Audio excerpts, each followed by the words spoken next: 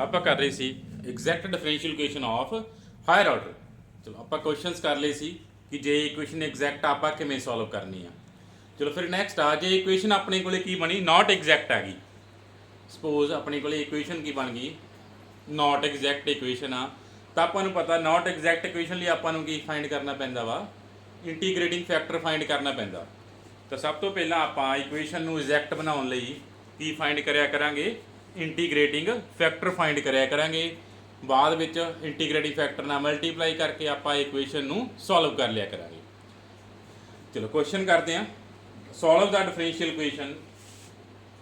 Question अपने को under root X Y double derivative plus 2xy derivative plus 3y is equal to x and x की है कहना positive आ ना mention है x की अपने को पॉजिटिव आ। तो आपन की गिवन आ डिफरेंशियल इक्वेशन गिवन आ सॉल्व करनी है। तो सब तो पहले केड़ी डिफरेंशियल इक्वेशन आ, इक्वेशन विद वेरिएबल कोफिशिएंट है ना। अपने को इक्वेशन की आ इक्वेशन विद वेरिएबल कोफिशिएंट आ। चलो फिर आप चैक करते हैं वेरिएबल कोफिशिएंट वाली इक्वेशन किमें सॉल्व करते हैं। सब तो पहले आप चैक करते हैं कि कॉची आ या लेजेंडरे आ, हम दोनों चो कोई भी इक्वेशन नहीं बनी, ना ये कॉची आ ना लेजेंडरे आ। देयरफॉर आपां नूं किमें सॉल्व करनी पैनी है इक्वेशन बाय एग्जैक्टनेस ना। तो सब तो पहले आप चैक करते हैं इक्वेशन 1 एग्जैक्ट आ या नहीं। तो 1 एग्जैक्ट चैक करने लिए आप टेबल फॉर्म करते हैं। अंडर रूट एक्स कोफिशिएंट लिखो सारे 2x 3 माइनस डी ना ऑपरेट करते हैं। चलो under root X as it is, इसका डेरिवेटिव की आ गया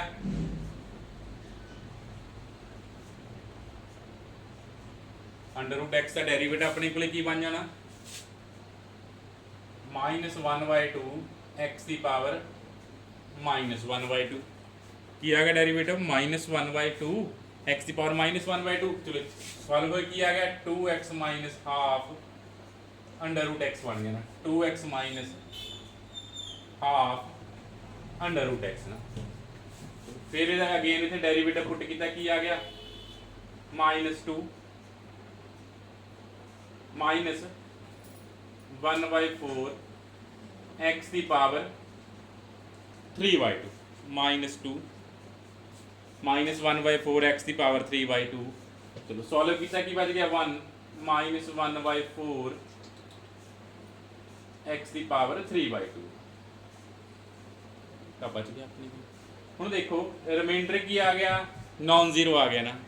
आप चैक कर लगे कि इक्वेशन एग्जैक्ट है या नहीं। तो आप माइनस डी नाल ऑपरेट किया, माइनस डी नाल आप ऑपरेट किया तो अपने को की बन गया रिमाइंडर नॉन जीरो आ गया। Since reminder is non zero remainder of 1 is non-zero, therefore 1 is not exact, therefore 1 is not exact। चलो रिमाइंडर नॉन जीरो आ गया सी तो अपने को इक्वेशन की बन गई नॉट एग्जैक्ट बन गई। रिमाइंडर की आ नॉन जीरो आ,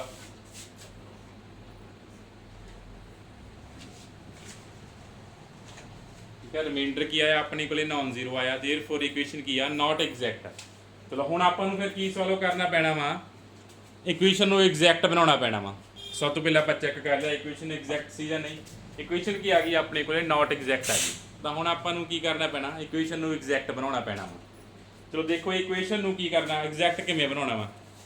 हुण जे तुसीं कोफिशिएंट देखने पहलां तां किस टाइप दे आ ਜਿਹੜੇ ਆ ਕੋਫੀਸ਼ੀਐਂਟ ਵੇਰੀਏਬਲ ਆ, ਵੇਰੀਏਬਲ ਕਿਹੜੀ ਫਾਰਮ 'ਚ ਆ x ਦੀ ਟਰਮ 'ਚ ਆ ਨਾ। ਹੁਣ ਕੋਫੀਸ਼ੀਐਂਟ ਦੋ ਤਰ੍ਹਾਂ ਦੇ ਹੋ ਸਕਦੇ ਆ, ਜਾਂ ਤਾਂ ਉਹ ਟ੍ਰਿਗਨੋਮੈਟ੍ਰਿਕ ਫੰਕਸ਼ਨਸ ਹੋ ਸਕਦੇ ਆ ਜਾਂ ਸਿੰਪਲ x ਦੀਆਂ ਪਾਵਰਸ ਹੋ ਸਕਦੀਆਂ ਨੇ ਨਾ। ਹੁਣ ਜਿਵੇਂ ਇੱਥੇ x ਦੀਆਂ ਪਾਵਰਸ ਹੀ ਪਈਆਂ ਨੇ, ਜੇ ਤੁਹਾਡੇ ਕੋਲੇ x ਦੀਆਂ ਪਾਵਰ ਹੀ ਆ ਕੋਫੀਸ਼ੀਐਂਟ ਤਾਂ ਉਹਦਾ ਇੰਟੀਗ੍ਰੇਟਿੰਗ ਫੈਕਟਰ ਵੀ x ਦੀ ਕੋਈ ਪਾਵਰ ਆ ਜਾਏਗਾ। ਜੇ ਤੁਹਾਡੇ ਕੋਲੇ ਕੋਫੀਸ਼ੀਐਂਟ ਟ੍ਰਿਗਨੋਮੈਟ੍ਰਿਕ ਨੇ ਤਾਂ ਤੁਹਾਡੇ ਕੋਲੇ ਜਿਹੜਾ ਨॉट ਐਗਜ਼ੈਕਟ ਜੇ ਇਕੁਏਸ਼ਨ ਬਣ ਗਈ ਕੋਫੀਸ਼ੀਐਂਟ ट्रिग्नोमैट्रिक नहीं तो वह इंटीग्रेटिंग फैक्टर भी इन टर्म ऑफ ट्रिग्नोमैट्री ही आना वा, ट्रिग्नोमैट्री फंक्शन आएगा कोई। चलो इत्थे अपने को की आ देखो आ डेरिवेटिव्स ने, डेरिवेटिव के ऑप्शन एक्स की टर्म च पे ना, एक्स दी पावर्स नहीं। चलो मल्टीप्लाई 1 बाय एक्स की पावर है वही कहते ਤਾਂ ਆਪਾਂ ਸਪੋਜ਼ ਕਰ ਲੈਂਦੇ ਆ ਕਿ x ਦੀ ਪਾਵਰ m ਕੀ ਆ ਇੰਟੀਗ੍ਰੇਟਿੰਗ ਫੈਕਟਰ ਆ। m ਆਪਾਂ ਫਾਈਂਡ ਕਰ ਦਾਂਗੇ, ਠੀਕ ਆ। ਜੇ ਇਕੁਏਸ਼ਨ ਨਾਟ ਐਗਜ਼ੈਕਟ ਆ, ਕੋਐਫੀਸ਼ੀਐਂਟ ਤੁਹਾਡੇ x ਦੀ ਫਾਰਮ ਚ ਆ, x ਦੀਆਂ ਪਾਵਰਸ ਨੇ, ਤਾਂ ਤੁਸੀਂ ਕੀ ਸਪੋਜ਼ ਕਰਨਾ, ਸਪੋਜ਼ ਕਰ ਲਓ ਕਿ ਲੈਟ x ਦੀ power m be integrating factor, let x raise to power m be integrating factor, ਠੀਕ ਹੈ। ਇਹਨੂੰ ਇੰਟੀਗ੍ਰੇਟਿੰਗ ਮਲਟੀਪਲਾਈ ਕਰਕੇ ਇਕੁਏਸ਼ਨ ਨੂੰ ਐਗਜ਼ੈਕਟ ਬਣਾਉਣਾ, ਇਹ ਸੋਲਵ ਕਰ ਲੈਣਾ ਆਪਾਂ। ਫਿਰ ਇਹ ਕੀ ਬਣਨੀ ਚਾਹੀਦੀ ਆ, ਐਗਜ਼ੈਕਟ ਬਣਨੀ ਚਾਹੀਦੀ ਆ। ਆਪਾਂ ਕੀ ਸਪੋਜ਼ ਕਰ ਲਿਆ ਕਿ x ਦੀ ਪਾਵਰ m ਆਪਣੇ ਕੋਲੇ ਕੀ ਆ ਇੰਟੀਗ੍ਰੇਟਿੰਗ ਫੈਕਟਰ ਆ। ਜੇ ਇੰਟੀਗ੍ਰੇਟਿੰਗ ਫੈਕਟਰ ਆ, ਇਕੁਏਸ਼ਨ ਨੂੰ ਆਪਾਂ ਮਲਟੀਪਲਾਈ ਕਰਦੇ ਆ x ਦੀ ਪਾਵਰ m ਨਾਲ, ਤਾਂ ਕੀ ਆ ਜਾਏਗਾ 1 ਨੂੰ ਮਲਟੀਪਲਾਈ ਕਰੋ x ਦੀ ਪਾਵਰ m ਨਾਲ, x ਦੀ ਪਾਵਰ m plus 1/2, 2x ਦੀ ਪਾਵਰ m plus 1, x ਦੀ power my is equal to x ਦੀ ਪਾਵਰ m plus 1। ਆ ਸੈਕੰਡ ਇਕੁਏਸ਼ਨ ਬਣ ਗਈ। ਆਪਾਂ ਸਪੋਜ਼ ਕੀਤਾ ਇਕੁਏਸ਼ਨ ਨਾਟ ਐਗਜ਼ੈਕਟ ਆਈ ਸੀ, ਤਾਂ ਆਪਾਂ ਇੰਟੀਗ੍ਰੇਟਿੰਗ ਫੈਕਟਰ ਸਪੋਜ਼ ਕੀਤਾ। ਕੀ ਇੰਟੀਗ੍ਰੇਟਿੰਗ ਫੈਕਟਰ ਸਪੋਜ਼ ਕੀਤਾ x raise to power m, ਤਾਂ ਇਕੁਏਸ਼ਨ ਨੂੰ ਮਲਟੀਪਲਾਈ ਕਰਤਾ x ਦੀ ਪਾਵਰ m ਨਾਲ। ਕਿਹਦੇ ਨਾਲ ਮਲਟੀਪਲਾਈ ਕਰਤਾ, x ਦੀ ਪਾਵਰ m ਨਾਲ ਮਲਟੀਪਲਾਈ ਕਰਤਾ, ਆਪਣੇ ਕੋਲੇ ਸੈਕੰਡ ਇਕੁਏਸ਼ਨ ਆ ਗਈ। ਹੁਣ ਜੇ ਆਪਾਂ ਸਪੋਜ਼ ਕਰ ਹੀ ਲਿਆ ਵਾ x ਦੀ ਪਾਵਰ m ਇੰਟੀਗ੍ਰੇਟਿੰਗ ਫੈਕਟਰ ਆ, ਤਾਂ ਜਿਹੜੀ ਹੁਣ ਸੈਕੰਡ ਇਕੁਏਸ਼ਨ ਬਣੀ ਆ, ਇਹਨੂੰ ਕੀ ਹੋਣਾ ਪੈਣਾ, ਐਗਜ਼ੈਕਟ ਹੋਣਾ ਪੈਣਾ। ਆ ਸੈਕੰਡ ਇਕੁਏਸ਼ਨ ਨੂੰ ਕੀ ਬਣਨਾ ਪੈਣਾ, ਆਪਣੇ ਕੋਲੇ ਐਗਜ਼ੈਕਟ ਬਣਨਾ ਪੈਣਾ। ਚਲੋ ਐਗਜ਼ੈਕਟ ਬਣ ਲਈ ਕੀ ਕੰਡੀਸ਼ਨ ਆ ਕਿ ਜਦੋਂ ਇਹਨੂੰ -d ਨਾਲ ਆਪਰੇਟ ਕੀਤਾ ਇਹਦਾ ਰਿਮਾਈਂਡਰ 0 ਆਵੇ। ਚਲੋ ਹੁਣ ਆਪਾਂ ਕੰਡੀਸ਼ਨ ਅਪਲਾਈ ਕਰਦੇ ਹਾਂ। ਹੁਣ ਦੁਬਾਰਾ -d ਨਾਲ ਆਪਰੇਟ ਕਰਦੇ ਹਾਂ। ਹੁਣ ਸੈਕੰਡ ਨੂੰ ਸੈਕੰਡ ਦੇ ਕੋਐਫੀਸ਼ੀਐਂਟ ਲਿਖੋ, x ਦੀ ਪਾਵਰ m plus 1/2,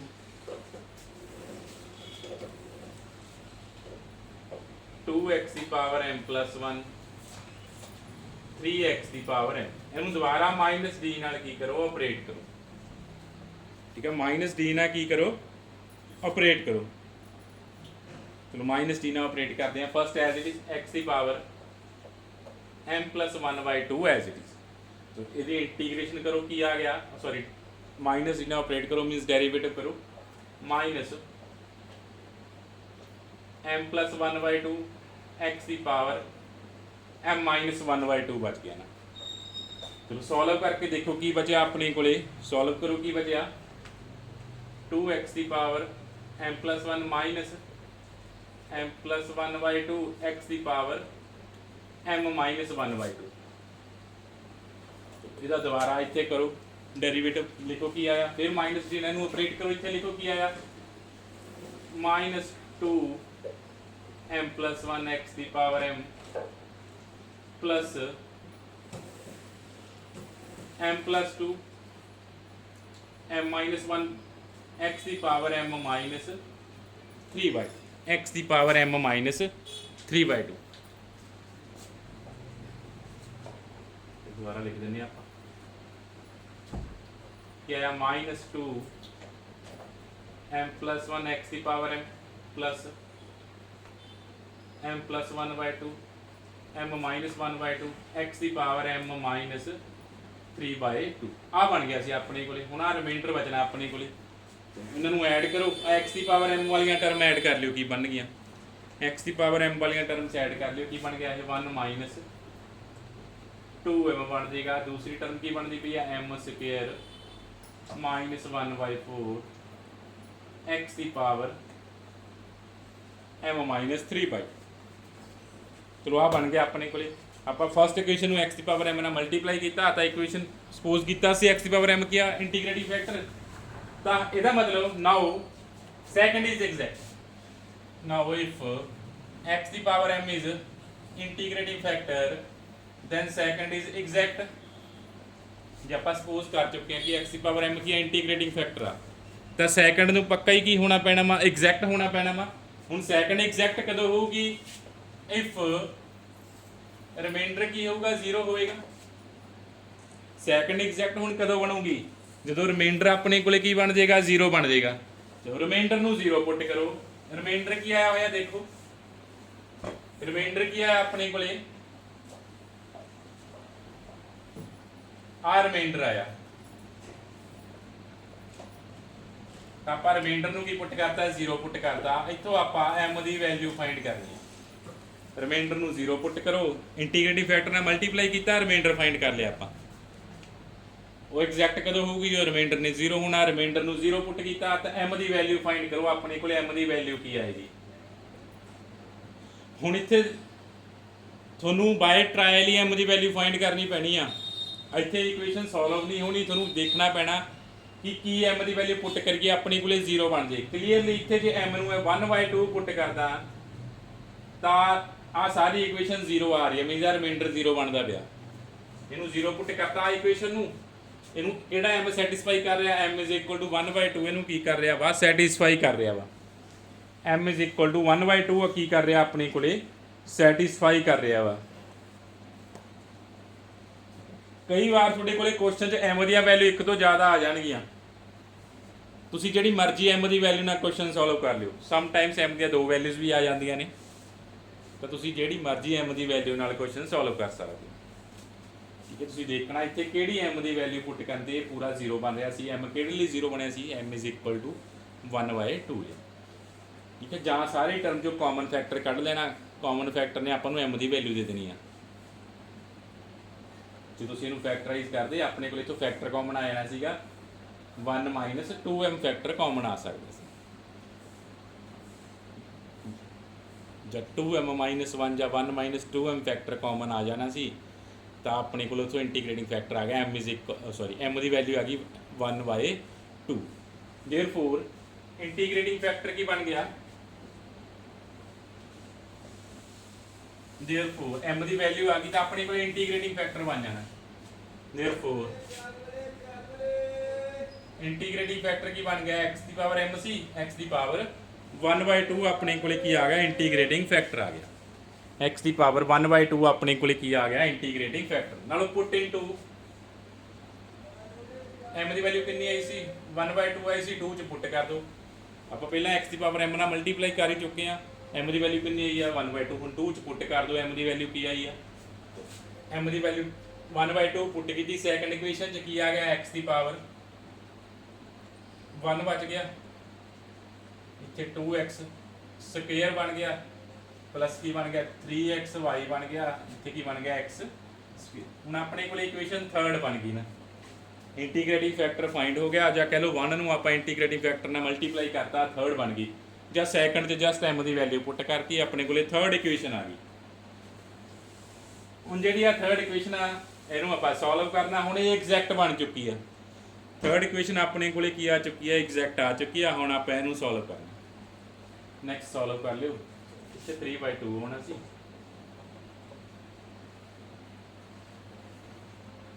x ਦੀ ਵੈਲਿਊ 1/m ਦੀ ਵੈਲਿਊ ਕਿੰਨੀ ਸੀ, 1/2 ਸੀ।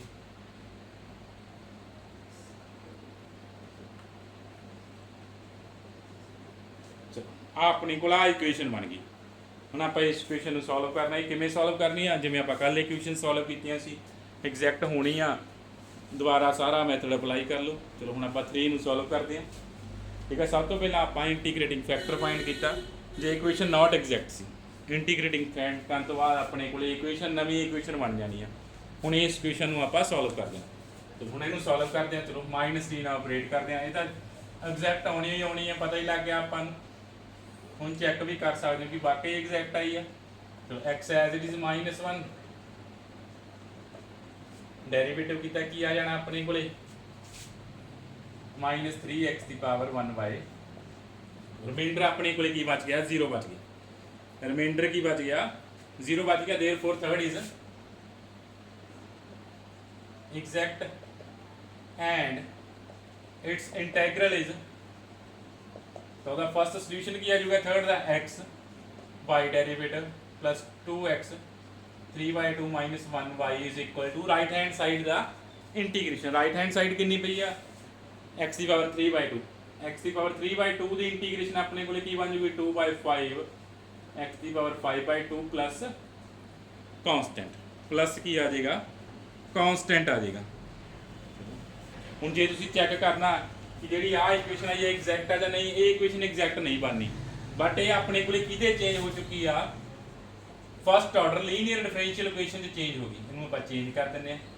ਆ ਦੇਖੋ ਇਹ ਆਪਣੇ ਕੋਲੇ ਕਿਹਦੇ 'ਚ ਚੇਂਜ ਹੋ ਗਈ, ਆ ਜਿਹੜੀ ਨਵੀਂ ਇਕੁਏਸ਼ਨ ਆ ਗਈ। ਆ ਆਪਣੇ ਕੋਲੇ ਇਕੁਏਸ਼ਨ ਕੀ ਬਣੀ ਆ, फर्स्ट ऑर्डर लीनियर इक्वेशन बन गई dy by dx plus py is equal to q। ठीक है, उस फॉर्म च कन्वर्ट होगी। ये आपां नूं सॉल्व करनी आउंदी है। चलो इनू आपां सॉल्व कर लैंदे आ।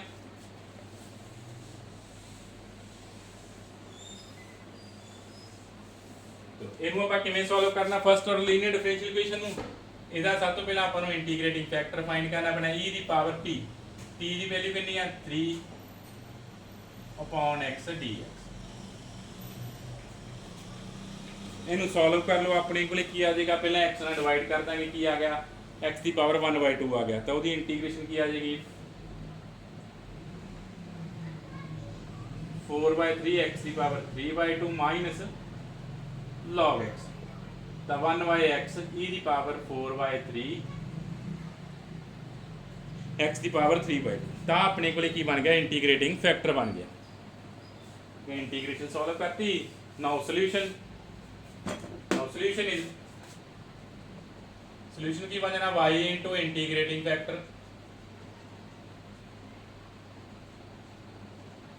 is equal to q integral q into integrating factor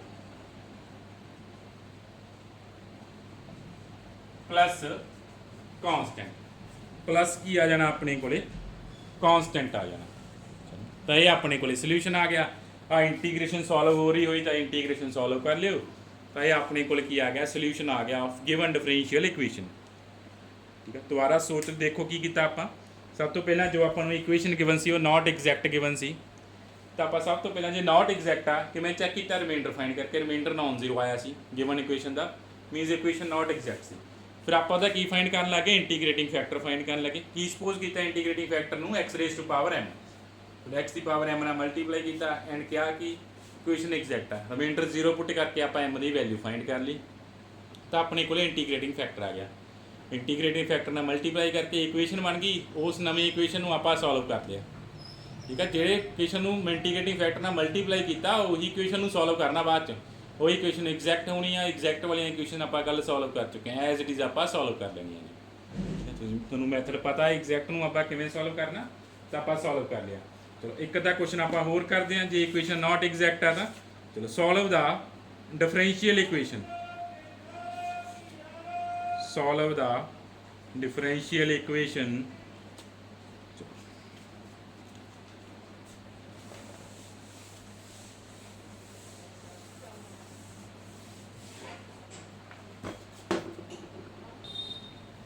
जो नेक्स्ट क्वेश्चन देखो की है अपने को 2x square y double derivative plus 15x y derivative minus 7y is equal to 3x square. Solve the differential equation. तो वैसे तो ये अपने को देखने कुछ ही इक्वेशन ही पई है ना तो कुछ ही तो तुहानूं सॉल्व करनी आउंदी है। ठीक है, वैसे की पई अपने को कुछ ही इक्वेशन भी पई आ तुसीं कुछ ही वांगू भी सॉल्व कर सकते हो बट जे तुसीं एग्जैक्टनेस नाल सॉल्व करना एग्जैक्टनेस नाल सॉल्व कर लियो। चलो आपां हुण इहनूं एग्जैक्टनेस नाल सॉल्व कर लैंदे आ। सब तो पहला चैक करते हैं इक्वेशन एग्जैक्ट आ या नहीं। सब तो पहला आपां चैक करते हैं इक्वेशन अपने को एग्जैक्ट आ या नहीं। टेबल फॉर्म किया माइनस डी नाल ऑपरेट किया। एग्जैक्ट वाली जो ये मोर जनरल मैथड है सारे फॉर्म जी भी वेरीएबल कोएफिशिएंट वाली इक्वेशन होनी वो अपलाई होगा जो अपने को एग्जैक्टनेस वाला मैथड है। ठीक है, इसे करके आप कॉची से भी अपलाई कर सकते हैं लिजांद्रे से भी अपलाई कर सकते हैं। माइनस डी नाल ऑपरेट किया की आ जाएगा अपने को minus 4x 11x minus 11 reminder कितना आ गया माइनस 18 बन गया। रिमाइंडर अपने को बन गया minus 18 which is non zero. Remainder की आ गया नॉन जीरो आ गया therefore remainder is non zero therefore 1 is not exact. तो 1 अपने को बन गया नॉट एग्जैक्ट बन गया। चलो जो नॉट एग्जैक्ट है तो अपन इंटीग्रेटिंग फैक्टर फाइंड करना पैना। तो लेट अस सपोज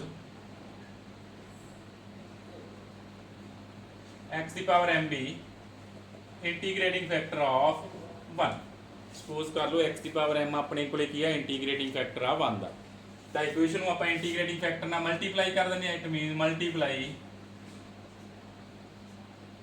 1/x ਦੀ ਪਾਵਰ m, x ਦੀ ਪਾਵਰ m ਨਾਲ ਮਲਟੀਪਲਾਈ ਕਰਦੇ ਆ ਆਪਾਂ ਤਾਂ ਆ ਬਣ ਜੇਗੀ ਆਪਣੇ ਕੋਲ ਇਕੁਏਸ਼ਨ ਕੀ ਆ ਗਈ,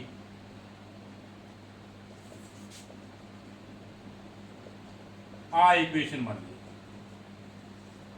ਜੇ ਆਪਾਂ ਇੰਟੀਗ੍ਰੇਟਿੰਗ ਫੈਕਟਰ ਸਪੋਜ਼ ਹੀ ਕਰ ਲਿਆ ਤਾਂ ਇਕੁਏਸ਼ਨ ਨੂੰ ਮਲਟੀਪਲਾਈ ਕਰਤਾ ਇੰਟੀਗ੍ਰੇਟਿੰਗ ਫੈਕਟਰ ਨਾਲ, ਤਾਂ ਜਿਹੜੀ ਹੁਣ ਆ ਇਕੁਏਸ਼ਨ ਬਣੀ ਹੈ ਸੈਕੰਡ, ਇਹ ਕੀ ਹੋਣੀ ਚਾਹੀਦੀ ਹੈ, ਐਗਜ਼ੈਕਟ ਹੋਣੀ ਚਾਹੀਦੀ ਆ।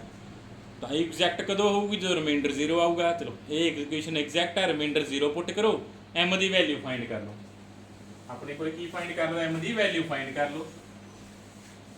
ਨਾਓ ਸੈਕੰਡ ਇਜ਼ ਐਗਜ਼ੈਕਟ, ਦੁਬਾਰਾ ਇਹਨੂੰ -d ਨਾਲ ਆਪਰੇਟ ਕਰਦੇ ਆ, ਐਂਡ ਦਾ ਰਿਮਾਈਂਡਰ ਫਾਈਂਡ ਕਰਦੇ ਆ।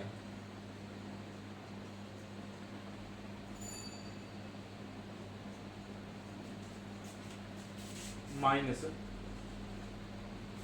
ਫਸਟ ਟਰਮ ਤਾਂ ਐਜ਼ ਇਟ ਇਜ਼, ਫਿਰ ਇਹਨੂੰ -d ਨਾਲ ਆਪਰੇਟ ਕੀਤਾ, x ਦੀ ਪਾਵਰ m+1 ਆ, ਦੋਨਾਂ ਨੂੰ ਸੇਮ ਆਪਾਂ ਐਡ ਸੋਲਵ ਕਰ ਲੈਣੇ। ਕੀ ਆ ਜਾਊਗਾ 13 ਮਾਈਨਸ ਕੀ ਬਣ ਜਾਏਗਾ ਇਹ 13 ਨਹੀਂ 15 ਮਾਈਨਸ 4 11 ਮਾਈਨਸ 2m x ਦੀ power m+1, 11 minus 2m x ਦੀ ਪਾਵਰ m+1, ਦੋਨਾਂ ਨੂੰ ਸੋਲਵ ਕਰ ਲਿਆ ਸੀ, ਐਡ ਕਰਨੀ ਸੀ, ਸੇਮ ਪਾਵਰ ਸੀ। तो दोबारा ਉਹਦਾ ਆਪਾਂ ਡੈਰੀਵੇਟਿਵ ਕੀਤਾ, ਕੀ ਆ ਗਿਆ -11 ਮਾਈਨਸ 2m x ਦੀ ਪਾਵਰ m+1 x ਦੀ ਪਾਵਰ ਹੈ। ਹੁਣ ਰਿਮਾਈਂਡਰ ਦੇਖੋ ਕੀ ਆਇਆ, ਆ ਫੇਰ ਸੇਮ ਪਾਵਰ ਆ ਗਿਆ, ਐਡ ਕਰ ਲਓ ਸੇਮ ਪਾਵਰ। ਚਲੋ -7 ਕੀ ਬਣਿਆ ਆਪਣੇ ਕੋਲੇ, -7 minus 11 minus 2m m+1 x ਦੀ ਪਾਵਰ ਐਡ ਕਰਨੀ ਆਪਾਂ ਦੋਨੋਂ ਟਰਮ। ਚਲੋ ਹੁਣ ਇਕੁਏਸ਼ਨ ਕੀ ਹੋਣੀ ਚਾਹੀਦੀ ਹੈ, ਐਗਜ਼ੈਕਟ ਹੋਣੀ ਚਾਹੀਦੀ ਆ। ਇਕੁਏਸ਼ਨ ਆਪਣੇ ਕੋਲੇ ਕੀ ਚਾਹੀਦੀ ਆ, ਐਗਜ਼ੈਕਟ ਚਾਹੀਦੀ ਆ। ਚਲੋ ਇਕੁਏਸ਼ਨ ਕਦੋਂ ਐਗਜ਼ੈਕਟ ਹੋਏਗੀ, if remainder is 0, now second is exact, now second is exact, ਇਹਦਾ ਮਤਲਬ ਇਹਦਾ ਰਿਮਾਈਂਡਰ ਪੱਕਾ ਹੀ ਕੀ ਹੋਏਗਾ, 0 ਹੋਏਗਾ ਨਾ, ਬਿਕੋਜ਼ ਆਪਾਂ ਇੰਟੀਗ੍ਰੇਟਿੰਗ ਫੈਕਟਰ ਨਾਲ ਮਲਟੀਪਲਾਈ ਕਰ ਚੁੱਕੇ ਹਾਂ, ਇਕੁਏਸ਼ਨ ਐਗਜ਼ੈਕਟ ਬਣ ਚੁੱਕੀ ਆ। ਜੇ ਸੈਕੰਡ ਇਕੁਏਸ਼ਨ ਐਗਜ਼ੈਕਟ ਹੈ ਤਾਂ ਉਹਦਾ ਰਿਮਾਈਂਡਰ ਪੱਕਾ ਹੀ ਕੀ ਹੋਏਗਾ, 0 ਹੋਏਗਾ। तो रिमाइंडर ਨੂੰ 0 ਪੁੱਟ ਕਰੋ, ਰਿਮਾਈਂਡਰ ਆਇਆ ਕੀ ਆਪਣੇ ਕੋਲੇ -7 minus 11 minus 2m m+1 x ਦੀ power m is equal to 0। ਹੁਣ ਥੋੜਾ ਜਿਹਾ ਇਹਨੂੰ ਸੋਲਵ ਕਰ ਲਓ, ਮਲਟੀਪਲਾਈ ਹੋ ਸਕਦਾ ਟਰਮ, ਇਹਨੂੰ ਥੋੜਾ ਫੈਕਟਰਾਈਜ਼ ਕਰ ਲਓ, ਕੀ ਬਣਦਾ ਪਿਆ ਵਾ -7 11m plus 11 minus 2m square minus 2m,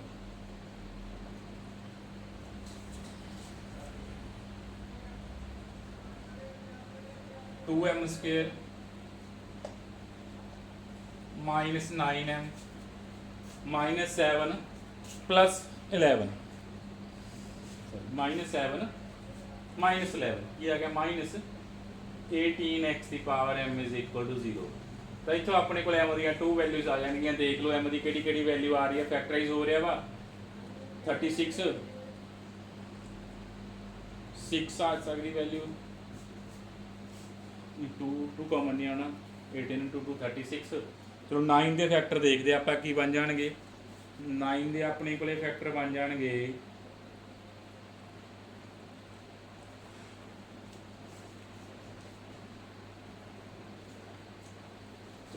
m ਦੀ ਵੈਲਿਊ ਆਪਣੀ ਕੋਲ ਆ ਜੂਗੀ 6 ਐਂਡ -3 ਆ ਜਾਣਗੀਆਂ। ਠੀਕ ਹੈ, ਸੋਲਵ ਕੀਤਾ, ਕੁਆਡਰੇਟਿਕ ਇਕੁਏਸ਼ਨ ਸੀ ਤਾਂ ਆਪਣੇ ਕੋਲ m ਦੀਆਂ ਵੈਲਿਊਜ਼ 2 ਵੈਲਿਊਜ਼ ਆ ਗਈਆਂ, -3/2 ਆਏਗੀ ਦੂਸਰੀ ਵੈਲਿਊ, -3/2 ਬਣੇਗੀ। ਤਾਂ ਆਪਣੇ ਕੋਲੇ m ਦੀਆਂ 2 ਵੈਲਿਊਜ਼ ਆ ਗਈਆਂ 6 ਐਂਡ -3/2। m ਦੀਆਂ 2 ਵੈਲਿਊਜ਼ ਆ ਚੁੱਕੀਆਂ ਨੇ 6 ਐਂਡ -3/2। ਹੁਣ ਤੁਹਾਡੀ ਚੁਆਇਸ ਆ, ਤੁਸੀਂ m ਦੀ ਕਿਹੜੀ ਵੈਲਿਊ ਨਾਲ ਸੋਲਵ ਕਰਨਾ, ਭਾਵੇਂ 6 ਨਾਲ ਸੋਲਵ ਕਰਕੇ ਕੁਐਸਚਨ ਕਰਨਾ, 6 ਨਾਲ ਸੋਲਵ ਕਰ ਲਓ ਕੁਐਸਚਨ, ਜੇ -3/2 ਨਾਲ ਸੋਲਵ ਕਰਨਾ -3/2 ਨਾਲ ਸੋਲਵ ਕਰ ਲਓ। ਦੇਰਫੋਰ ਆਪਣੇ ਕੋਲੇ ਆਪਾਂ m ਦੀ ਵੈਲਿਊ ਚੂਜ਼ ਕਰ ਲੈਂਦੇ ਆ 6 ਨਾਲ ਸੋਲਵ ਕਰ ਲੈਂਦੇ ਆ, ਈਜ਼ੀ ਆ ਸੋਲਵ ਕਰਨਾ, ਉਹ ਰੈਸ਼ਨਲ ਜੇ ਪਾਵਰ ਚੱਲ ਪੈਣੀ ਆ ਆਪਣੇ ਕੋਲੇ। ਠੀਕ ਹੈ, ਜਿਹਦੇ ਨਾਲ ਤੁਹਾਨੂੰ ਈਜ਼ੀ ਲੱਗਦਾ ਤੁਸੀਂ ਉਹਦੇ ਨਾਲ ਸੋਲਵ ਕਰਨਾ। ਦੇਰਫੋਰ ਇੰਟੀਗ੍ਰੇਟਿੰਗ ਫੈਕਟਰ ਆਪਣੇ ਕੋਲੇ ਕੀ ਆ ਗਿਆ, x ਦੀ ਪਾਵਰ 6 ਆ ਗਿਆ, ਪੁੱਟ ਕਰ ਦਿਓ 6 ਨੂੰ ਇਨ ਸੈਕਿੰਡ, m ਦੀ ਵੈਲਿਊ 6 ਪੁੱਟ ਕਰ ਦਿਓ ਸੈਕਿੰਡ ਚ, ਪੁੱਟ m is equal to 6 in second।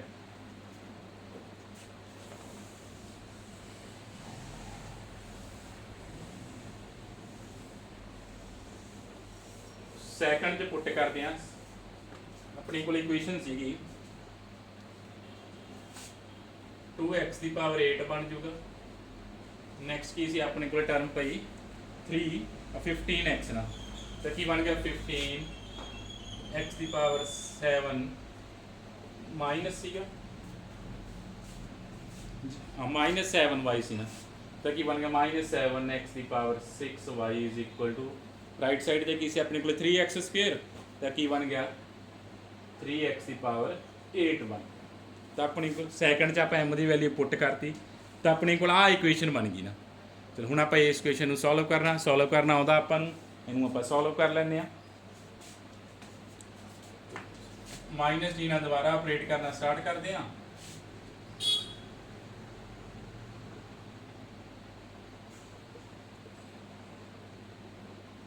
First as it is या डेरिवेटिव -16x की पावर 7 की बच गया अपने को -x की पावर 7 इतने की आ गया 7x की पावर 6, रिमाइंडर की आ गया 0 बन चुकिया। थर्ड की होगी एग्जैक्ट होगी, third is exact, therefore integral of third the integral की आ जाएगा, थर्ड का सोल्यूशन अपने को की आ जाएगा रिड्यूस हो के आया ना, ऑर्डर रिड्यूस होए ना। सैकेंड ऑर्डर की इक्वेशन सी फर्स्ट ऑर्डर की इक्वेशन बन जानी है इतों अपने को is equal to right side की इंटीग्रेशन, थर्ड की राइट साइड की पई है वो इंटीग्रेशन करें की आएगा 3/9 x की पावर 9 प्लस c1। हुण ये किधर चेंज हो चुकी है, जो तुम दोबारा चैक करना इक्वेशन एग्जैक्ट है या नहीं दोबारा चैक कर सकते हो, अदरवाइज ये अपने को कादे चेंज हो चुकी है first order linear differential equation then change कर देने first order linear differential equation -1/2x is equal to 1/6 x plus c1 upon 2x की पावर 8। हुण अपने को फोर्थ इक्वेशन आ गई। हुण फोर्थ इक्वेशन की बन गई first order linear differential equation बन गई। जो आ फोर्थ इक्वेशन बनी है अपने को बन गई फर्स्ट ऑर्डर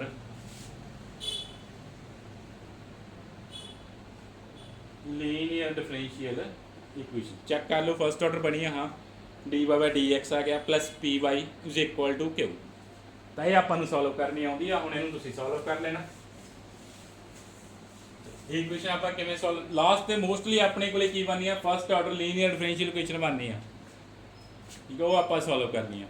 ਜਾਂ ਤੁਸੀਂ ਇੱਥੇ ਜਦੋਂ ਆ ਇਕੁਏਸ਼ਨ ਬਣੀ ਸੀ ਇਹਨੂੰ ਵੀ ਐਗਜ਼ੈਕਟ ਚੈੱਕ ਕਰ ਸੋ, ਜੇ ਐਗਜ਼ੈਕਟ ਬਣ ਰਹੀ ਹੈ ਤਾਂ ਵੈਲ ਐਂਡ ਗੁੱਡ ਹੈ, ਫਿਰ ਆਪਾਂ ਨੂੰ ਆ ਸੋਲਵ ਨਹੀਂ ਕਰਨੀ ਪੈਣੀ, ਉਹ ਉੱਥੋਂ ਹੀ ਸਿੱਧੀ y ਦੀ ਵੈਲਿਊ ਆ ਜਾਣੀ ਹੈ। ਜੇ ਨਹੀਂ ਐਗਜ਼ੈਕਟ ਤਾਂ ਇਹ ਫਸਟ ਆਰਡਰ ਤਾਂ ਹੈਗੀ ਹੋਈ ਹੈਗੀ ਆ, ਫਸਟ ਆਰਡਰ ਸੋਲਵ ਕਰ ਲਓ।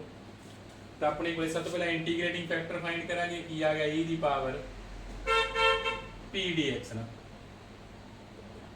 ਕੀ ਬਣ ਜਾਣਾ 1/x² ਆ ਜਾਏਗਾ, 1/x ਨਹੀਂ 1/√x ਨਾ 1/x इंटीग्रेशन log x मूरे -1/2 पे तो अपने को की आ गया 1/√x आ गया। सोल्यूशन की बन गया, solution is y into integrating factor is equal to integral q की वैल्यू कितनी है 1/6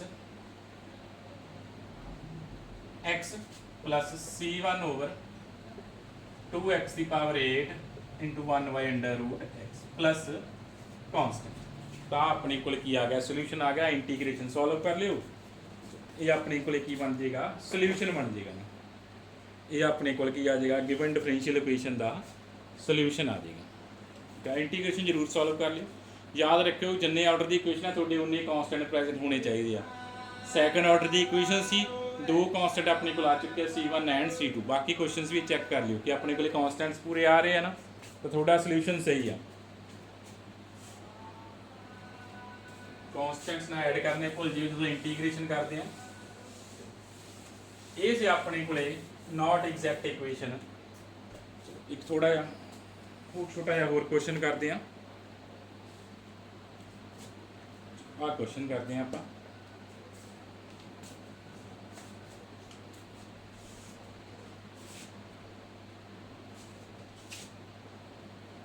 y double derivative plus 2 tan x y derivative plus 3y is equal to 3 tan square x secant x। Solve the differential equation। y double derivative plus 2 tan x y derivative plus 3y is equal to 3 tan square x into secant x into अपने को की पिया वा secant x पिया वा।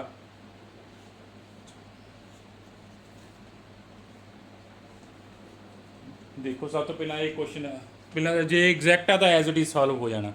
चलो आप देखते हैं। ਹੁਣ ਫਿਰ ਕੋਫੀਸ਼ੀਐਂਟ ਵੇਰੀਏਬਲ ਆ ਇਨ ਟਰਮ ਆਫ x ਜ਼ਰੂਰ ਨੇ ਬਟ ਕੀ ਨੇ ਕੋਫੀਸ਼ੀਐਂਟ ਟ੍ਰਿਗਨੋਮੈਟ੍ਰਿਕ ਫੰਕਸ਼ਨ ਦੀ ਫਾਰਮ ਚ ਨਾ ਫੰਕਸ਼ਨ ਆਫ x ਹੀ ਨੇ ਆਪਣੇ ਕੋਲੇ ਬਟ ਜਿਹੜੇ ਫੰਕਸ਼ਨ ਆਫ x ਆ ਫੰਕਸ਼ਨ ਆਫ x ਪਏ ਨੇ ਕੋਫੀਸ਼ੀਐਂਟਸ ਬਟ ਵੇਰੀਏਬਲ ਹੋ ਗਏ ਬਟ ਕਿਹੜੀ ਫਾਰਮ ਚ ਆ ਗਏ ਟ੍ਰਿਗਨੋਮੈਟ੍ਰਿਕ ਦੀ ਫਾਰਮ ਚ ਆ। ਜੇ ਤਾਂ ਐਗਜ਼ੈਕਟ ਬਣਦੀ ਆ ਫਿਰ ਤਾਂ ਬਹੁਤ ਵਧੀਆ ਸੋਲਵ ਹੋ ਜਾਏਗੀ।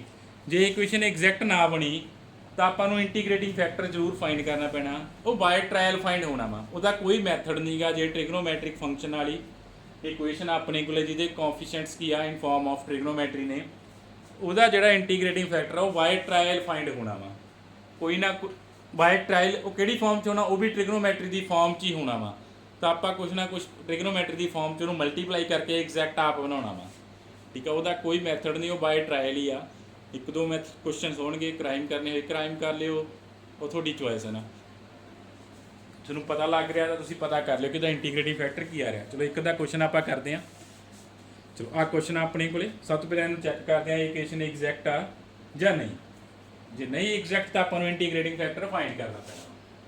ਪਹਿਲਾਂ ਮਾਈਨਸ d ਨਾਲ ਆਪਾਂ ਆਪਰੇਟ ਕਰਦੇ ਹਾਂ 1 ਆ ਗਿਆ 2 tan x 3 1 as it is derivative ਕੀਤਾ 0 ਆ ਗਿਆ 2 tan x ਕੀ ਬਣ ਗਿਆ ਆਪਣੇ ਕੋਲ ਇੱਥੇ -2 secant square x ਆ ਰਿਮਾਈਂਡਰ ਵੱਜ ਗਿਆ। ਰਿਮਾਈਂਡਰ ਕੀ ਆ ਗਿਆ ਨॉन ਜ਼ੀਰੋ ਆ ਗਿਆ। ਰਿਮਾਈਂਡਰ ਕੀ ਬਣ ਗਿਆ ਨॉन ਜ਼ੀਰੋ ਬਣ ਗਿਆ। देयरफॉर ਜਿਹੜੀ ਆ ਇਕੁਏਸ਼ਨ ਆ ਨਾਟ ਐਗਜ਼ੈਕਟ ਆ। Therefore 1 is not exact remainder non zero आ गया देयरफॉर 1 इज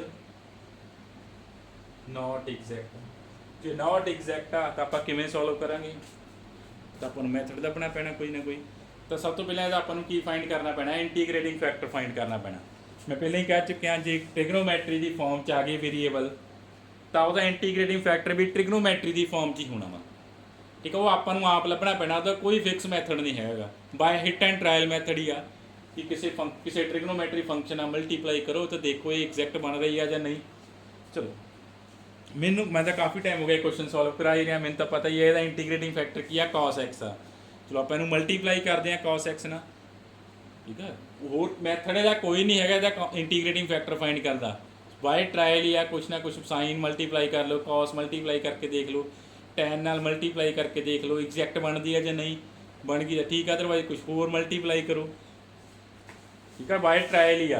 चलो multiply equation 1 by sine X multiply 1 by cos x cos x ना मल्टीप्लाई कर देने तो अपने को देखो की आऊगा। चलो cos ना मल्टीप्लाई करते की बनया cos x y double derivative tan x ਨੂੰ cos ਨਾਲ ਮਲਟੀਪਲਾਈ ਕੀਤਾ ਸਾਈਨ ਚੇਂਜ ਹੋ ਗਿਆ 3 cos x y is equal to 3 cos ਨਾਲ multiply cos into secant cancel हो गई 1 बन गया tan square x ਤਾਂ ਆਪਣੇ ਕੋਲ ਆਹ ਸੈਕੰਡ ਇਕੁਏਸ਼ਨ ਬਣ ਗਈ। ਤਾਂ ਆਪਣੇ ਕੋਲ ਇਹ ਕੀ ਬਣ ਗਈ ਸੈਕੰਡ ਇਕੁਏਸ਼ਨ ਬਣ ਗਈ। ਹੁਣ ਆਪਾਂ ਇਹਦਾ ਚੈੱਕ ਕਰਨਾ ਕਿ ਹੁਣ ਇਹ ਐਗਜ਼ੈਕਟ ਬਣੀ ਜਾਂ ਨਹੀਂ। ਹੁਣ ਆਪਾਂ ਦੁਬਾਰਾ ਚੈੱਕ ਕਰ ਲੈਂਦੇ ਹਾਂ ਕਿ ਸੈਕੰਡ ਐਗਜ਼ੈਕਟ ਬਣੀ ਆ ਜਾਂ ਨਹੀਂ। ਦੁਬਾਰਾ ਆਪਾਂ ਚੈੱਕ ਕਰ ਲੈਂਦੇ ਹਾਂ।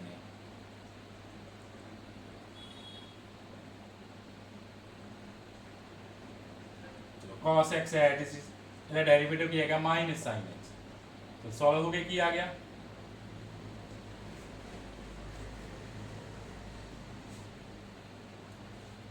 cos x तो माइनस साइन x आ माइनस अगे पे पॉजिटिव हो गया ये बन गया 3 sin x 3 sin x था -3 cos x तो देखो रिमाइंडर 0 आ चुकी है। ਆਪਾਂ cos ਨਾਲ ਮਲਟੀਪਲਾਈ ਕੀਤਾ ਇਕੁਏਸ਼ਨ ਨੂੰ ਤਾਂ ਉਹਦਾ ਰਿਮਾਈਂਡਰ ਕੀ ਆ ਗਿਆ 0 ਆ ਗਿਆ। ਆਪਣੇ ਕੋਲ ਰਿਮਾਈਂਡਰ ਕੀ ਬਣ ਗਿਆ 0 ਬਣ ਗਿਆ। देयरफॉर ਹੁਣ ਜਿਹੜੀ ਸੈਕੰਡ ਇਕੁਏਸ਼ਨ ਬਣੀ ਆ ਉਹ ਕੀ ਬਣ ਚੁੱਕੀ ਆ ਐਗਜ਼ੈਕਟ ਬਣ ਚੁੱਕੀ ਆ। देयरफॉर ਜਿਹੜੀ ਆ ਸੈਕੰਡ ਇਕੁਏਸ਼ਨ ਆ ਇਹ ਆਪਣੇ ਕੋਲ ਕੀ ਆ ਐਗਜ਼ੈਕਟ ਆ। Now second is exact therefore its solution is integral तो सैकंड का इंटैग्रल की आ जाएगा, रिड्यूस होगी कि आ गया cos x y derivative plus 3 sin x y is equal to right side दी इंटीग्रेशन। राइट साइड ते की पिया वा 3 tan स्क्वायर x पिया ना, 3 tan स्क्वायर दी integration plus constant, 3 tan square दी इंटीग्रेशन प्लस कांस्टेंट। चलो हुण tan स्क्वायर दी इंटीग्रेशन सॉल्व कर लो, की आनी अपने कोले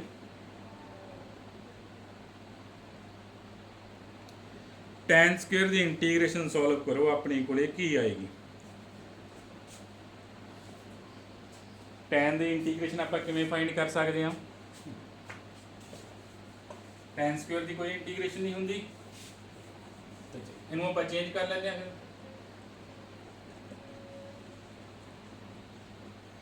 कि चेंज कर देने secant square x minus 1, secant square x की इंटीग्रेशन होंगी आ, सीकेंड स्क्वायर x की इंटीग्रेशन tan x आ अपने कोले की बन गई इंटीग्रेशन बन गई ना, सीकेंड स्क्वायर x की इंटीग्रेशन की होनी सी अपने को tan x 1 की इंटीग्रेशन की आ गई x आ गई। चलो अपने को इक्वेशन चेंज होके आ रही है। हुण आप इनू सॉल्व करते हैं, जो सॉल्व हो रहा था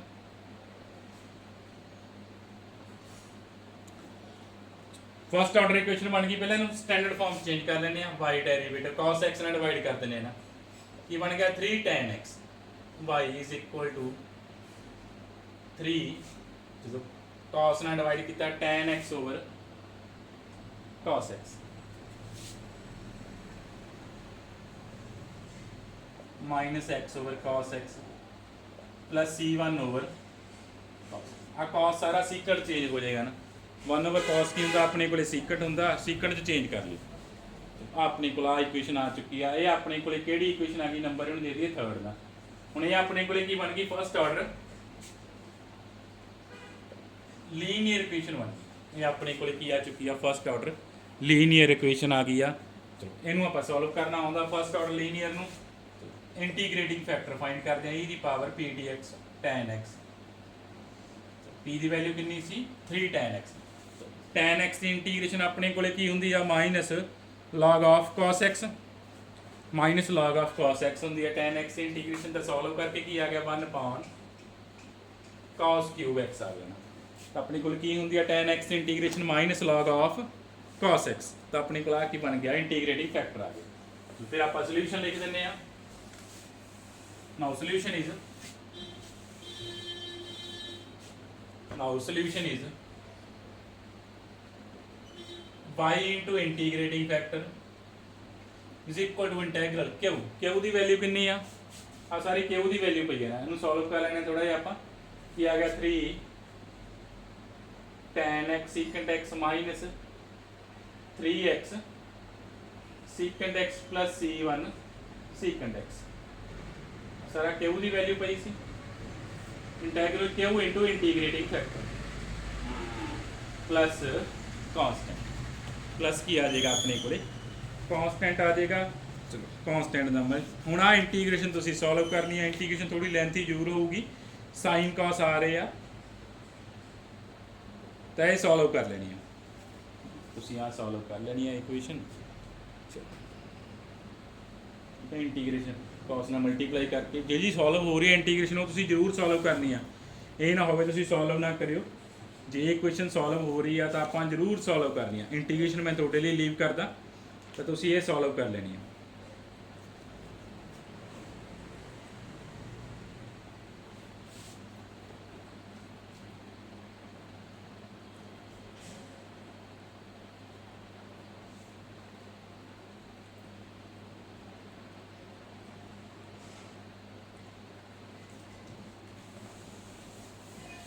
एक ਇਹਦੇ ਨਾਲ ਦਾ क्वेश्चन हो रहा, दो ही क्वेश्चन है मैं दोनों ही करवा देना। चलो एक ਇਹਦੇ ਨਾਲ ਦਾ क्वेश्चन हो रहा sin स्क्वायर x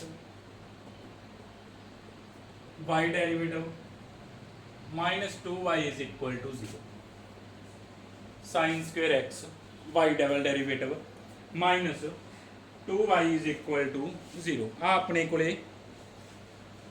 क्वेश्चन आ चेक करोगे, ये भी क्वेश्चन नॉट एग्जैक्ट है, देखने में लग रहा नॉट एग्जैक्ट होनी है। पहला आप साइन को सीकेंड चेंज कर देने, साइन आप मीन साइन स्क्वेयर एक्स ਨਾਲ ਡਿਵਾਈਡ ਕਰਤਾ ਤਾਂ ਕੋਸੀਕੈਂਟ ਚੇਂਜ ਹੋ ਗਿਆ।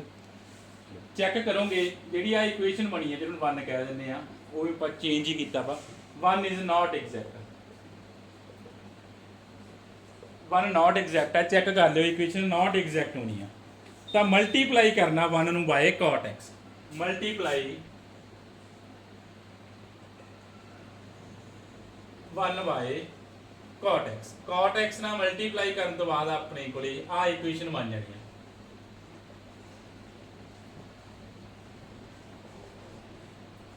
ਆ ਸੈਕੰਡ ਇਕੁਏਸ਼ਨ ਬਣਨੀ ਹੈ ਤਾਂ ਇਹਦਾ ਇੰਟੀਗ੍ਰੇਟਿੰਗ ਫੈਕਟਰ cot x ਬਣਨਾ ਜਾਂ ਕਹ ਲਓ cot x ਬਣਨਾ ਜਾਂ ਆ ਸਟਾਰਟਿੰਗ ਵਾਲੀ ਦਾ ਕਹਿਣਾ ਤਾਂ cot x over sin square x ਦਾ ਇੰਟੀਗ੍ਰੇਟਿੰਗ ਫੈਕਟਰ ਬਣਨਾ। ਜਾਂ ਸਟਾਰਟਿੰਗ ਤੋਂ ਪਹਿਲਾਂ ਜੇ ਆ ਨਾ ਚੇਂਜ ਕਰ ਦੇਤਾ ਤਾਂ ਇੰਟੀਗ੍ਰੇਟਿੰਗ ਫੈਕਟਰ ਕੀ ਬਣਨਾ ਸੀ cot x over sin square x।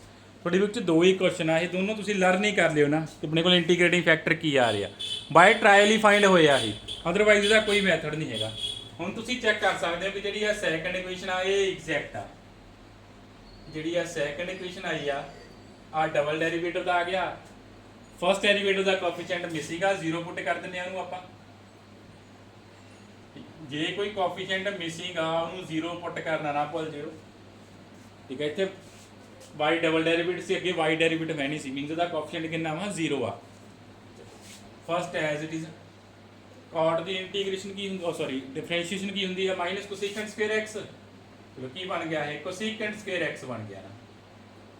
ਫਿਰ ਕੋਸੀਕੈਂਟ ਸਕੁਅਰ x ਦੀ -2 ਕੋਸੀਕੈਂਟ ਸਕੁਅਰ x ਦੀ ਕੀ ਹੁੰਦੀ ਹੈ cosecant x minus cosecant x cos x, sorry minus cosecant x cot x ਨਾ। ਇੱਥੇ ਪੁੱਟ ਕੀਤਾ ਕੀ ਬਣ ਗਿਆ 2 cot x ਕੋਸੀਕੈਂਟ ਸਕੁਅਰ x। तो देखो रिमाइंडर 0 आ गया, ਇਹਦਾ ਮਤਲਬ ਸੈਕੰਡ ਕੀ ਬਣ ਚੁੱਕੀ ਹੈ ਐਗਜ਼ੈਕਟ ਆ ਗਈ। Therefore second is exact, so it's integral is, ਜੇ ਸੈਕੰਡ ਐਗਜ਼ੈਕਟ ਹੋ ਗਈ ਤਾਂ ਆਪਾਂ ਇਹਦਾ ਇੰਟੀਗਰਲ ਲਿਖ ਦਿੰਦੇ ਆ ਕੀ ਆ ਜਾਣਾ cot x y derivative plus cosecant square x y is equal to right side ਦੀ ਇੰਟੀਗ੍ਰੇਸ਼ਨ। ਰਾਈਟ ਸਾਈਡ ਤੇ 0 ਪਿਆ ਤਾਂ ਉਹਦੀ ਇੰਟੀਗ੍ਰੇਸ਼ਨ ਕੀ ਆ ਗਈ ਕਾਂਸਟੈਂਟ ਆ ਗਈ ਨਾ c1। ਹੁਣ ਇਹਨੂੰ ਤੁਸੀਂ ਫਸਟ ਆਰਡਰ ਚੇਂਜ ਕਰ ਸਕਦੇ ਹੋ y derivative plus cosecant square x over cot x y is equal to c1 over cot x। cot x ਕੀ ਹੁੰਦਾ tan x ਨਾ, 1 ਓਵਰ cot x ਕੀ ਹੁੰਦਾ tan x। ਆ ਨਵੀਂ ਇਕੁਏਸ਼ਨ ਬਣਾਤੀ ਆਪਾਂ ਥਰਡ ਇਕੁਏਸ਼ਨ ਕੀ ਬਣ ਚੁੱਕੀ ਆਪਣੇ ਕੋਲੇ linear differential equation with constant coefficient, sorry linear first order linear differential equation ਆ ਗਈ, ਨਾਟ ਕਾਂਸਟੈਂਟ ਕੋਐਫੀਸ਼ੀਐਂਟ। ਕੀ ਬਣ ਚੁੱਕੀ ਆ first order linear differential equation. ਚਲੋ ਇਹ ਇਕੁਏਸ਼ਨ ਤੁਹਾਨੂੰ ਸੋਲਵ ਕਰਨੀ ਆਉਂਦੀ ਆ, ਇਹ ਇਕੁਏਸ਼ਨ ਤੁਸੀਂ ਸੋਲਵ ਕਰਨੀ ਆ। ਇਹ ਦੋ ਕੁਐਸਚਨ ਸੀ ਟ੍ਰਿਗਨੋਮੈਟਰੀ ਦੀ ਫਾਰਮ 'ਚ, ਤੁਹਾਨੂੰ ਮੈਂ ਦੋਨੋਂ ਹੀ ਕਰਵਾਤੇ। ਇੱਥੇ ਤੁਸੀਂ ਨੈਕਸਟ ਸੋਲਵ ਕਰ ਲੈਣਾ। ਫਸਟ ਆਰਡਰ ਇਕੁਏਸ਼ਨ ਬਣ ਚੁੱਕੀ ਹੈ, ਇੰਟੀਗ੍ਰੇਟਿੰਗ ਫੈਕਟਰ ਫਾਈਂਡ ਕਰੋ, ਇਹਦਾ ਸੋਲੂਸ਼ਨ ਫਾਈਂਡ ਕਰ ਦਿਓ। ਇਹ ਸੀ ਆਪਣੇ ਕੋਲੇ ਨਾਟ ਐਗਜ਼ੈਕਟ ਵਾਲੇ ਕੁਐਸਚਨ। ਜੇ ਇਕੁਏਸ਼ਨ ਨਾਟ ਐਗਜ਼ੈਕਟ ਹੈ ਤਾਂ ਆਪਾਂ ਕਿਵੇਂ ਸੋਲਵ ਕਰਨੀ ਹੈ।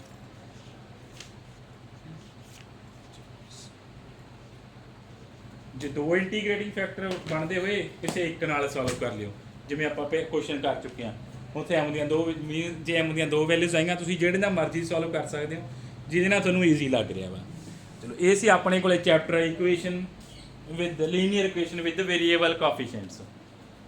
Linear equation with variable coefficients ਆ ਇੱਕ ਜਨਰਲ ਮੈਥਡ ਸੀ ਐਗਜ਼ੈਕਟਨੈਸ ਵਾਲਾ। ਇਹ ਸਾਰੇ ਚੈਪਟਰ ਤੇ ਅਪਲਾਈ ਹੋ ਸਕਦਾ ਜੇ ਤੁਸੀਂ ਇੱਕੋ ਹੀ ਮੈਥਡ ਕਰਨਾ ਵਾ। But equation exact not exact check ਕਰਨੀ ਪੈਣੀ ਆ, ਉਸ ਤੋਂ ਬਾਅਦ ਸੋਲਵ ਹੋਏਗਾ। ਨੈਕਸਟ ਆਪਣਾ ਇੱਕ ਚੈਪਟਰ ਰਹਿ ਗਿਆ linear differential equation second order. ਇੱਥੇ ਆਪਾਂ ਸਾਰੇ ਆਰਡਰ ਦੀਆਂ ਫਾਈਂਡ ਕੀਤੀਆਂ, ਕੋਈ ਥਰਡ ਆਰਡਰ ਦੀ ਪਈ ਸੀ, ਕੋਈ ਫੋਰਥ ਆਰਡਰ ਦੀ ਵੀ ਆਪਾਂ ਸੋਲਵ ਕਰੀ ਜਾਂਦੇ ਸੀ। ਹਾਇਰ ਆਰਡਰ ਦੀਆਂ ਸੋਲਵ ਕੀਤੀਆਂ ਹੁਣ ਦੋ ਚੈਪਟਰ 'ਚ, ਕਾਂਸਟੈਂਟ ਵੀ ਵੇਰੀਏਬਲ ਕੋਐਫੀਸ਼ੀਐਂਟਸ ਵਾਲੀਆਂ ਵੀ। ਹੁਣ ਇੱਕ ਸਪੈਸ਼ਲ ਆ ਗਿਆ ਆਪਣੇ ਕੋਲੇ ਓਨਲੀ ਸੈਕੰਡ ਆਰਡਰ ਦੀਆਂ, ਓਨਲੀ ਸੈਕੰਡ ਆਰਡਰ ਦੀਆਂ ਮੀਨਸ ਸੈਕੰਡ ਡੈਰੀਵੇਟਿਵ ਤੱਕ ਵਾਲੀਆਂ ਸੋਲਵ ਕਰਨੀਆਂ ਆਪਾਂ। ਉਹਨਾਂ ਦੇ ਕੁਛ ਤਿੰਨ ਜਾਂ ਚਾਰ ਸਪੈਸ਼ਲ ਮੈਥਡਸ ਨੇ, ਉਹ ਆਪਾਂ ਕਰਾਂਗੇ। Linear differential equation of second order. Second order 'ਚ ਦੋਨੇ ਮਿਕਸ ਹੋਣਗੀਆਂ, ਨਾਲ ਹੀ ਉਹ ਵੇਰੀਏਬਲ ਕੋਐਫੀਸ਼ੀਐਂਟਸ ਵਾਲੀਆਂ ਵੀ ਹੋਣਗੀਆਂ, ਵਿੱਚ ਹੀ ਉਹ ਕੀ ਹੋਣਗੀਆਂ ਕਾਂਸਟੈਂਟ ਕੋਐਫੀਸ਼ੀਐਂਟ ਵਾਲੀਆਂ ਵੀ ਹੋਣਗੀਆਂ। ਉਹਨਾਂ 'ਚੋਂ ਤੁਸੀਂ ਉਹ ਜਿਹੜੀਆਂ ਡਿਫਰੈਂਸ਼ੀਅਲ ਇਕੁਏਸ਼ਨ ਆਉਣੀਆਂ ਨੇ, ਜੇ ਤਾਂ ਉਹ ਬਾਏ ਨੇਮਿੰਗ ਆ ਰਹੀਆਂ ਨੇ ਤਾਂ ਤੁਹਾਨੂੰ ਉਸੇ ਮੈਥਡ ਨਾਲ ਕਰਨੀਆਂ ਪੈਣੀਆਂ ਨੇ। ਅਦਰਵਾਈਜ਼ ਆਪਾਂ ਸਾਰੀਆਂ ਇਕੁਏਸ਼ਨ ਸੋਲਵ ਕਰ ਚੁੱਕੇ ਹਾਂ ਪਹਿਲਾਂ ਹੀ ਕਾਂਸਟੈਂਟ ਕੋਐਫੀਸ਼ੀਐਂਟਸ ਨਾਲ ਐਂਡ ਵੇਰੀਏਬਲ ਕੋਐਫੀਸ਼ੀਐਂਟਸ ਨਾਲ। ਆਲਰੇਡੀ ਸਾਰੀਆਂ ਇਕੁਏਸ਼ਨ ਸੋਲਵ ਕਰ ਚੁੱਕੇ ਹਾਂ। ਉਹ ਇੱਕ ਦੁਬਾਰਾ ਨਵੇਂ ਚੈਪਟਰ 'ਚ ਆਉਣਗੀਆਂ with second order differential equation the new method ਹੋਣਗੇ, ਨੇਮਿੰਗ ਮੈਥਡ ਨੇ, ਉਹ ਆਪਾਂ ਕਰਾਂਗੇ।